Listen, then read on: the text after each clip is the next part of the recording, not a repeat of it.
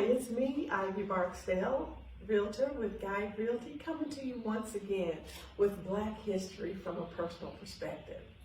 Now, when we last left, I was going to talk to you about the fourth generation of Martins, and specifically to talk about my mother, VIola. And it's hard for me to talk about her without also talking about my dad. And since today is Valentine's Day, I wanted to give you a little bit of a love story of sorts.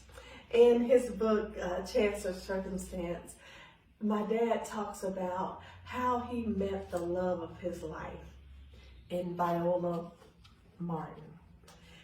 He goes on he marvels about how a country boy from the heart of Georgia met a country girl from Kentucky in the state of Tennessee. He talks about their first meeting on the campus of Tennessee A&I, which is now known as Tennessee State University. At that time, girls could only leave the dorm in groups of 4. So on this day, his roommate Tom was going to meet his girlfriend, Ernestine.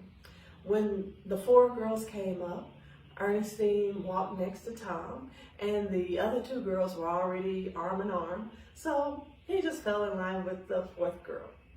And as it turns out, this beautiful girl was Ernestine's sister. He says, and I quote, "I was impressed with her beauty as we sat in the booth at Price's restaurant. The sun was shining through her chestnut-colored hair, which was a wonder to behold. I was hooked." And so there it goes. So he was smitten with her outward beauty and her inward good heart. The 2 of them became inseparable. When he asked her dad for permission to marry her, my granddad said he would recommend that he keep himself in Tennessee. However, the 2 of them were determined to marry. So my mother left the farm one day with a paper bag full of clothes, and she boarded the bus to Chattanooga, Tennessee to be with James Mapp. When she arrived, he had already rented a place for the 2 of them, and the very next day, they went to get married and await the birth of their first child.